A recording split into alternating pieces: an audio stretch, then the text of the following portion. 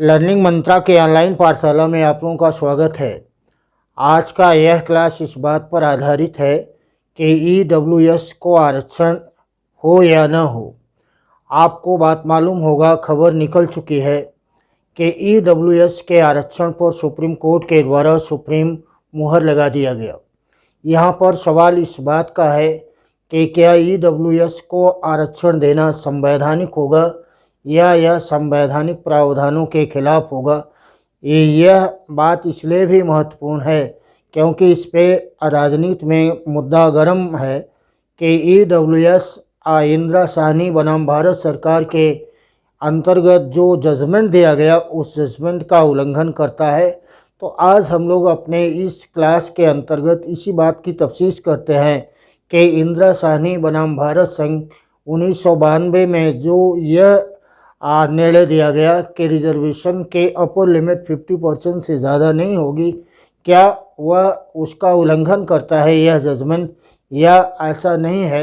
इन सारी बातों का हम लोग आज यहाँ पर जिक्र करेंगे क्योंकि यह सवाल आपके एग्ज़ाम के लिए भी महत्वपूर्ण होगा। सवाल यहाँ पर इस बात का है कि आखिर ईडब्ल्यूएस या आर्थिक आधार पर सवर्ण को 10% आरक्षण का प्रारंभ कहाँ से होता है। इस बात को अगर आप समझते हैं तो सबसे पहली बात यह है कि इसका प्रारंभ तब हुआ जबकि केंद्र सरकार के द्वारा 103वां संविधान संशोधन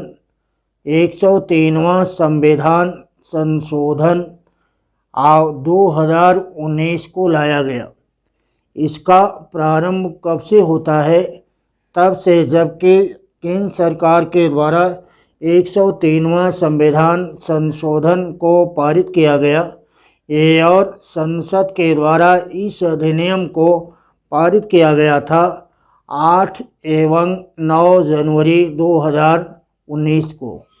यह कब पारित किया गया?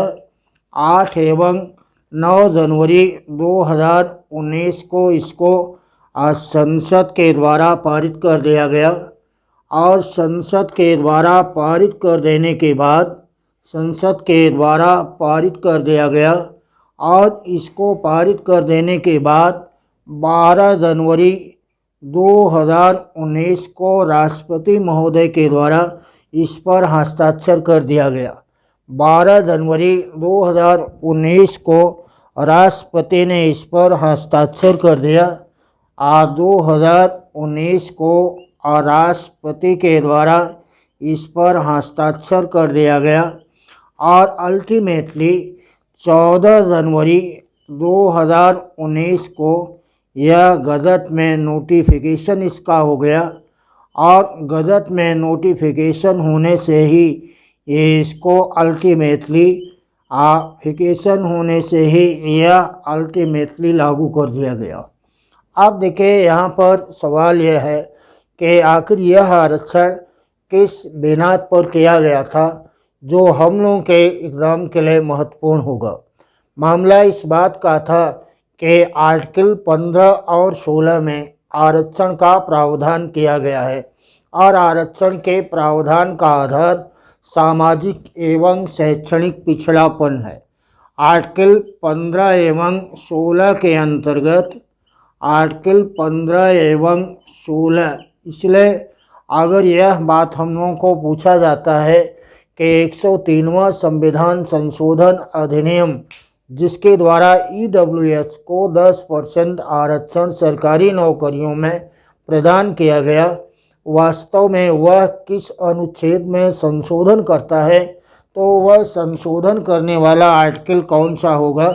आपको लगाना है कि आर्टिकल 15 एवं 16 के द्वारा 16 के अंतर्गत उसमें संशोधन कर दिया गया क्योंकि आर्टिकल 15 में इस बात का उल्लेख है कि राज्य के द्वारा अनुसूचित जात, जनजाति तथा सामाजिक एवं शैक्षणिक रूप से पिछड़े हुए वर्गों के लिए विशेष प्रावधान किया जा सकता है। इस बात का उल्लेख किया गया है आर्टिकल 15 के चौथे खंड में। इसलिए आपको यह बात याद रखना है। आर्टिकल 16 में सरकारी नौकरियों में सभी नागरिकों को जाने का एक समान अवसर मिलेगा लेकिन आर्टिकल 16 के चौथे खंड के अंतर्गत इस बात को लिखा गया कि सामाजिक और शैक्षणिक रूप से पिछड़े वर्गों के लिए सरकार के द्वारा विशेष प्रावधान किया जा सकेगा, जिसको इस आधार पर न्यायालय में चुनौती नहीं दी जा सकती है कि इसके द्वारा धर्म, मूल वंश, जात, लिंग, जन्म स्थान, निवास स्थान या इनमें से किसी के आधार का उल्लंघन हुआ है। तो बात क्लियर कट है कि 15 और 16 में अब तक यह प्रावधान किया गया था कि पिछड़ेपन का आधार सामाजिक एवं शैक्षणिक होगा, और अल्टीमेटली अनुच्छेद 16 के चौथे खंड को आधार बनाकर, अनुच्छेद 15 के चौथे खंड को आधार बनाकर मंडल आयोग, जिसका गठन 1978 में हुआ और उसके द्वारा अपनी सिफारिश 80 में दिया गया और 91 में 27% आरक्षण अन्य पिछड़े वर्गों को इसी सिफारिश के आधार पर प्रदान कर दिया गया। तो यह बात निर्धारित हो गया था मंडल आयोग के द्वारा कि सामाजिक और शैक्षणिक पिछड़ेपन का आधार जाति होगा, और इसी को आधार बना करके अल्टीमेटली 27% का आरक्षण भी प्रदान कर दिया गया। और इंदिरा साहनी बनाम भारत संघ के मामले में सुप्रीम कोर्ट के द्वारा जात के आधार पर दिया गया आरक्षण को संवैधानिक करार दे दिया, और संवैधानिक करार देकर के इस बात को कहा कि सामाजिक और शैक्षणिक पिछड़ेपन के निर्धारण का आधार जाति है, इसलिए इसको सही माना गया। यहाँ बात यह है, ये आपको समझने के लिए कि आर्थिक आधार पर आरक्षण का प्रावधान संविधान में नहीं है। इसलिए एक बात निष्कर्ष के रूप में क्या निकलता है कि आर्थिक आधार पर आरक्षण दिया जाए, इसका प्रावधान संविधान में नहीं है। यह प्रावधान संविधान में आर्थिक आधार पर आरक्षण दिया जाएगा, यह प्रावधान संविधान में नहीं किया गया। बट यहाँ पॉइंट यह है कि सवाल आपके सामने भी है और आपको समझना भी है। आप किसी भी एग्ज़ाम के अगर तैयारी कर रहे हैं तो आपका इस मामले में कंसेप्ट क्लियर होना आवश्यक है, क्योंकि करंट अफेयर्स का यह सवाल है, यह राजनीति विज्ञान का सवाल है, यह सामान्य नागरिक के लिए समझ का भी सवाल है कि आपको यह बात मालूम हो कि आखिर यह प्रावधान क्या संविधान का उल्लंघन हो गया या संविधान के प्रावधानों के अनुकूल है। ताज़ा आज ये जजमेंट आपको आया और इस जजमेंट के द्वारा एक नई बहस शुरू हो गई कि आया हुआ यह निर्णय क्या संवैधानिक मान्यता के अनुरूप है या सुप्रीम कोर्ट के द्वारा एक बार गलती या भूल इसके संदर्भ में कर दिया गया, या उन प्रावधानों के अनदेखी हो गई है जिसको उसको देखना था। यहाँ यह प्रावधान तो किया गया कि सरकारी नौकरियों में आरक्षण का आधार सामाजिक एवं शैक्षणिक पिछड़ापन होगा। आर्टिकल 15 और 16 के अनुसार आर्थिक आधार पर आरक्षण की बात नहीं की गई। बट यहाँ पर सवाल यह है कि अन्य आधार पर सामाजिक शैक्षणिक पिछड़ेपन के अलावा किसी अन्य आधार पर आरक्षण सरकार के द्वारा किया जा सकता है, इस पर संविधान ने प्रतिबंध नहीं लगाया था। जब इस पर संविधान के द्वारा प्रतिबंध नहीं लगाया गया तो इसका आशय यह है कि सरकार के द्वारा इस पर कदम उठाया जा सकता है, अर्थात आर्थिक आधार पर आरक्षण को दिया जा सकता है।